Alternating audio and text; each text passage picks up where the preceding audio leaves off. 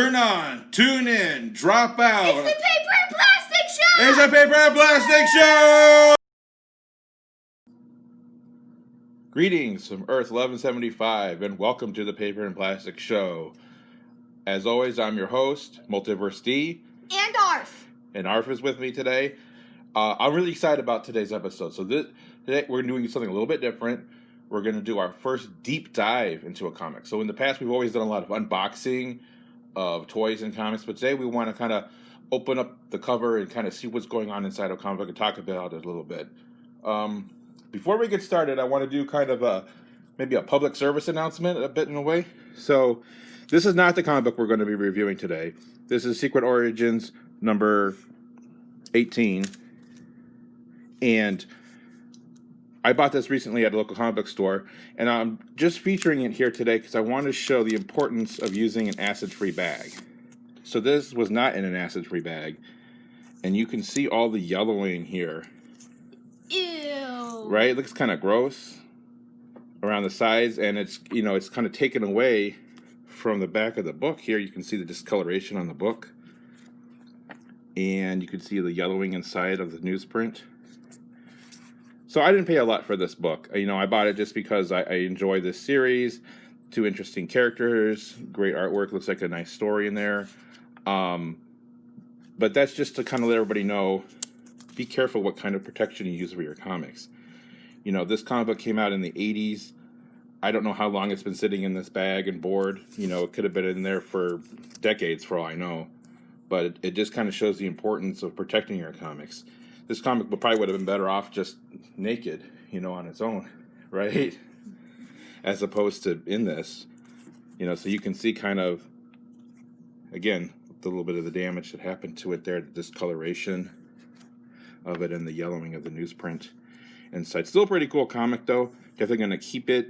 And we're not reviewing it today, but maybe we will sometime in the future.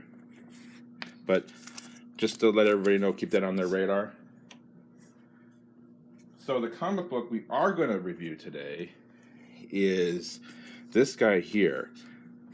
The new Inferior 5, number 8. Came out in June 1968. So pretty old, right? This is a Silver Age comic. Very cool.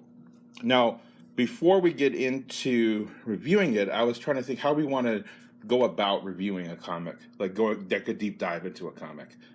And I was thinking maybe we'd do the rules of 3, right? So in comedy, they have the rules of 3. Like you have 3 things to set up a joke. You have the Holy Trinity, past, present, and future. They have the song. 3 is the magic number. So I thought maybe we'd take a 3 approach to reviewing a comic. And from that, we would talk about, 1, the history of the comic, like the publication history of the comic. Who made it? What company made it when it came out? What the world was like when it came out a little bit. 2, we talk about the history of the characters in the comic. What characters are in there, where they came from, a little bit about them, maybe what their names are. And then 3, our personal history with the comic. What we think about it, what we think about the characters, what does it mean to us, if anything. So those are just kind of my initial thoughts. We might change that as time goes on, but my thought for a beginning, we would go with that. So right here, this is his comic. This is a new Inferior 5, number 8, June 1968. I'm going to open it up here.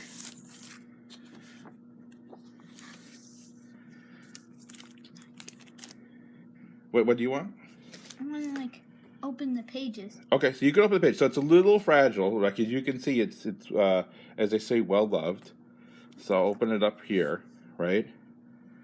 So 1968 was when this comic was published by DC Comics in 1968. A little bit about the history of the Inferior 5. The Inferior 5 was a parody superhero team comic. So it was meant to be kind of making fun of superheroes. Not a serious adventure action comic, but kind of a funny comic book. They first debuted. Is there jokes in it? There are jokes, yes, there are jokes in it. Their whole premise is kind of jokey. The humor in it, I would say, is dated. Like it's probably from its time, but it's still kind of a fun concept. Inferior 5 debuted in showcase number 62, and it went on to appear in showcase number 63 and 65. At that point, it was popular enough to get its own title, which lasted for 12 issues. That were published in 1967-68. The last two issues, number 11 and 12, were published several years later, in 1972. So it wasn't really a big hit when it came out. I don't think this title really caught on fire or anything. It was kind of a drop in the bucket in the history of DC Universe. A little bit about DC at the time is in the late 60s, they were really starting to feel the pressure from Marvel. Marvel came onto the scene. They were a big hit. They had all these exciting new characters that were really connecting with kids at the time. And the DC characters at the time seemed very old-fashioned, like out of step. Kids couldn't really relate to them. So in the late 60s, DC tried to create a bunch of new characters to maybe try to tap into the younger market again. Characters like the Creeper, Hawk and Dove, Black Orchid, the Secret Six, and the Inferior 5. Some were more successful than others. Like Hawk and Dove were successful. Hawk and Dove are still around. The Creeper is still around, right? But Inferior 5 doesn't necessarily have that legacy, right? So this particular issue here is number 8. And I believe the writer on this issue is E. Nelson Bridgewell. And the artist is Joe Orlando. He's the penciler on that one. So you want to turn the pages for me? Just be a little gentle with it. So it looks like something is happening in the junkyard. Yeah. So it's like these are some bad actors here causing some problems, right? And then here we have a glimpse of kind of our team, right? So let me talk a little bit about who is in the Inferior 5, right? So the premise of the Inferior 5 is they're the second generation of superheroes. So their parents were superheroes, and these are their children, and they feel the need to also be superheroes, right? So we have their leader, Merryman, right here. And he doesn't have any superpowers, but he's very smart. He's clever. His parents were patriotic superheroes, kind of like a Captain America, but not really. Kind of a takeoff of Captain America. And I always thought he kind of looked like Woody Allen a little bit there. Wait, is the Patriot a real DC superhero? Oh, the people. Well, so the Patriot and Lady Liberty were his parents, and they weren't real superheroes, but they were kind of based off of like Uncle Sam and Miss America, who were real superheroes.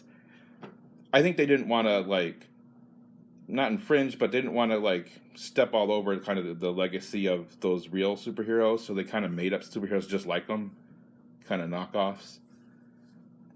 And next we have Awkward Man right here. He's kind of fallen over. So his dad was like a Superman type character, called Mr. Might, but and then his mom was a mermaid. So in the old comics, for a time, Superman had a girlfriend, Lori Lemus, who was a mermaid, and I think they're trying to kind of play off of that. So he's super strong like a Superman, but when he's on land, he's very clumsy because he grew up underwater. So he's always falling over and tripping over his cape.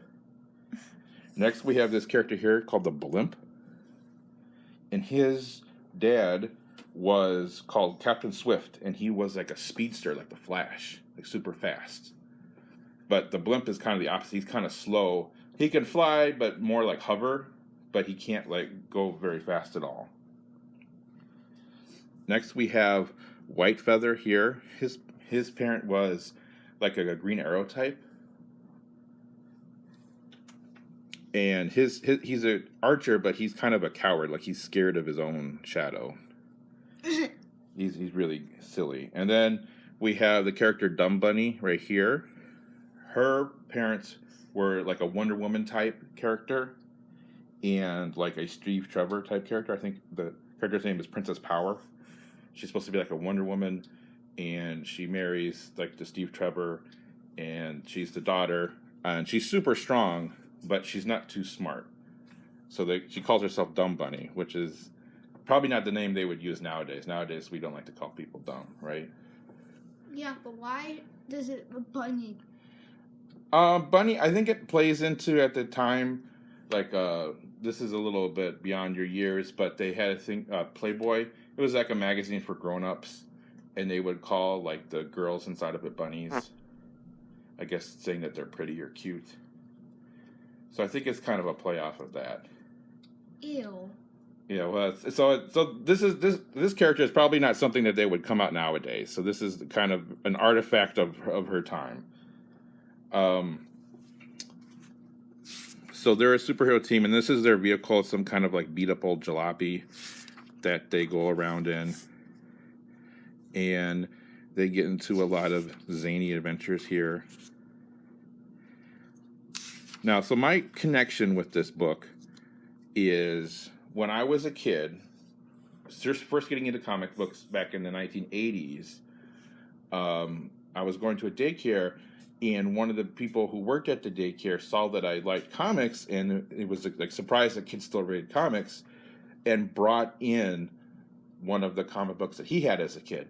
And it was an issue of Inferior 5. And I believe it was issue 62, like their first appearance. But I don't remember exactly. It might be kind of a Mandela effect here where I'm just remembering things differently. But anyway, so I read the comic as a kid. I mean, he kept it. I didn't keep it. And it's not this issue here. This is a completely different issue. But it always stuck with me, just the fact that it was an old comic that I had read and that it was like a silly comic. You know, I was so used to adventure comics. I had never, thought of seeing kind of a silly, goofy adventure comic. And I always thought that was really interesting. So I love these in-house ads here, like here, very much of their time. We got the Lois Lane and the Teen Titans. Very different than the Teen Titans that you're used to, Arf. Right? So there's Robin, Aqualad, Kid Flash, and Wonder Girl. It looks like Professor X. Yeah, I don't know who that guy is. Some crazy guy on a motorcycle. So a lot of interesting ads here. Palisades Park, an amusement park in New Jersey, which they made a song about. And then this issue is just them on their adventures. I don't know if the story is necessarily, worth enough reading it out loud for like a read along, but it's fun. It's fun to see. And I find the artwork charming. Here's an ad for the Creeper where you're just talking about right there. But my history just finding this comic, we were on vacation about 4 years ago, and I saw this in a resale shop. And I probably paid way more than this is worth. I paid $5 for this comic. I doubt that it's worth that. But I was so excited to see the Inferior 5. I had never seen another Inferior 5 comic since the days when I was a kid. So I was thought that was really cool to see that. So I had to get it. And it's been with me, these past 4 years. When I see an old comic like this, I kind of wonder, what the history of this comic is, right? So this has certainly been read a lot. It's got some damage on it. I wonder if it was, shared between friends, traded with other comics, if some kid had it, kind of folded up, kept it in his pocket, one of these situations. It certainly looks like it was enjoyed when it came out. More kind of about the history of the Inferior 5, like I said, not really around very much. After their book was canceled, they made a brief appearance in the Crisis of Infinite Earth. I think they're in the one panel. You can see them in the background. They also we find out later that the character Dumb Bunny's sister is Angel from Angel and Ape, another kind of crazy DC series. And they were briefly kind of brought back relatively recently, like kind of a more extreme version of them in the Secret Six comic books from the 2000s. Or was it, I guess it was Villains United maybe, where it had like they were basically versions of them, but kind of more tougher versions. And I think they might pop up in the background of the Brave and the Bold episode. Right? The Batman Brave and the Bold. I think you can see them in the background of an episode there. So they kind of have their place a bit in DC Comics. Certainly kind of a footnote in their history, but not major players by any means. And I think they do appear in Animal Man. I think Grant Morrison had them in there. I think they had the character Mary Man here appear in a panel. It's kind of representing, that post-crisis world of the DC universe. So, certainly a fun issue. Glad I have it as part of my collection. It's not going to fund my retirement or your college fund, ARF, but definitely a lot of fun to look through. Well, Arf, what another fun episode of the Paper and Plastic Show. What do you think? Good. Good, mediocre, or? What's mediocre? Okay, like average? Yeah. Just average? It was our first time doing a deep dive, so I think we learned a lot doing it, and I would want to see our next deep dive, you pick out an issue. What do you think? Yeah. Yeah? Okay. Pick out something and we'll get into it in a future episode. Okay. So, from the Paper and Plastic Show, broadcasting from Earth 1175, have a great day. Thanks for joining us. Bye-bye. Bye.